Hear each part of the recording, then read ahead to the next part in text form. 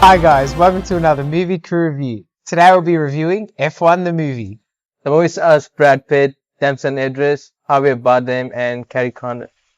So we find Sonny Hayes, a former Formula One driver who has spent his life recovering from an injury, racing in different events like the Daytona 24 Hours, come back to Formula One for his former teammates' team to try and help them win a race. So we're going to get into the review, and today I'm going to start us off. And wow, I love this film. I'm going to come right off at the bat saying that I love Top Gun Maverick in 2021. I thought it was just like a fantastic film, probably my top film for that year. And this doesn't disappoint in terms of the whole cameras and the way the film looks. I just thought it was absolutely fantastic. The way that they get the shots from the drivers looking at them to actually the sweeping pans were probably something that I thought was a bit different that I didn't see in Top Gun, where we're going from a front view and then we sweep right to their face. I really enjoyed that. I think that the camera work for this film for me is a standout. But onto the story, it's basic, simple, but it gets the job done. I don't think it's too ambitious. Again, it's a similar story to like Top Gun Maverick. It's one simple objective. It's nothing that's too audacious. We're not having a driver come in mid-season to win the world championship or win the constructors championship. It's the simple premise of one race and that's it. Just win us this one race and we can keep on fighting for the next 3 years. So I must applaud it for not trying to be too over-ambitious in its role. Other than that, I think Brad Pitt probably perfect role for this. I think he really has that. He's Brad Pitt. He doesn't really care, if that makes sense, in the way that his acting just feels effortless, where Tom Cruise has more of a, like, he's pleased to like jump off the buildings and put the most amount of effort in just to get the applause. Whereas in this film, I find Brad Pitt, he's such a good driver and he's talented in his thinking that it kind of just all goes his way. And his co-driver, Joshua Pierce, JP, was, really interesting role. Kind of reminds me of like a young Lewis Hamilton, and he was a producer on this film. So I think that his influence in this is probably, for me, something that stands out when you see the commentating of the events, just like it would be on TV, having the venues like the McLaren team headquarters and all the different little bits and pieces that I think actual F1 drivers and technical things only they can attest to and try and help give the film realism. So for me, I just think it was fantastic. The other characters, Javier Bardem, he's a small role, but he's a team owner and he's like stuck between a rock and a hard place. But I think the role from him's quite good. But probably as a second lead, co-lead, the character of Kate McKenna, really good in terms of she is important to the story because she's the one that helps design the car, but she also helps progress the story forward. And the acting from her, I haven't seen her in much, so most of these actors I haven't really seen too much other than Javier Bardem and Brad Pitt, but they were all fantastic, all great. And also being shot in conjunction with Formula One, I think it's great to see all the different cameos, different events being at the races, Silverstone, Japan, Abu Dhabi. I think that it's just really authentic, probably the closest you'll ever get to like being an F1 movie where they're racing on the tracks. You got a standoff with Max Verstappen, and then at the end you got one with Lewis Hamilton. So it's probably one of these things that it's like for me, it was like lightning in a bottle with these drivers where it's not really going to happen in the future. So yeah, I really, really thoroughly enjoyed it. Moon? All right. So John pointed out about how the camera work is, how beautifully this movie is shot, and I completely agree. When the movie started, I was a bit hesitated because Two, because of two things. I thought it might be a bit shaky for me because of my nausea, but no, man, I loved everything about this movie.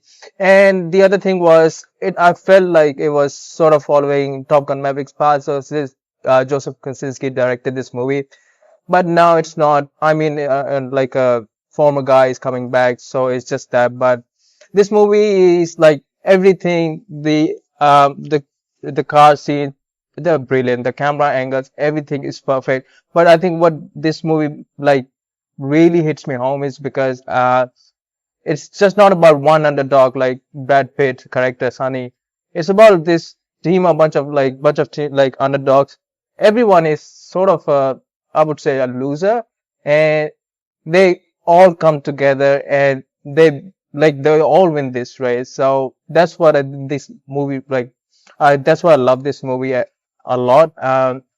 Which Carrie Condon, I haven't seen her in a while. I really like her, and she's a great actor. And I'm a Brad Pitt guy. Like John is Tom Cruise guy. I've always been a Brad Pitt guy, and it's so good to see him in such kind of role. And he killed it, man. Like you see his face when he's driving, and yeah, I feel him. He's my guy. So yeah, it was great to see him. And there are like couple of twists and turns in the movie. Like I won't spoil anything, but they sort of add layer to the characters. And I think Damson Idris, he did a great job. His role was he was a bit cocky in the beginning, and like his character progress at the end. So yeah, really good stuff. Yeah, I love this movie. Cameron? Yeah, this movie was definitely a standout for me this year. I think, like John and Moon has touched on, the way it was shot was phenomenal. My favorite shot being when you're in the cockpit and you see that line on the F1 and you're just looking and you're sort of tilting with the helmet because they can't just see directly straight. And that really immersed me into being an F1 driver. I think that was the closest thing I've seen in my life, other than being just like in a simulator or something. I think all the shots around the car when they're on the track were amazing. But yeah, that cockpit was a standout for me. I mean, the acting was superb. Like the boys have said, Brad Pitt's character was great. Damson Idris was a good character. I liked how they were a team, but they were a broken team at the start and then they come all together at the end. I think that was really well done. Like John said, it was a simple story, but that's what made it more believable and captivating. It's not too outlandish, like John said, so it really hits home.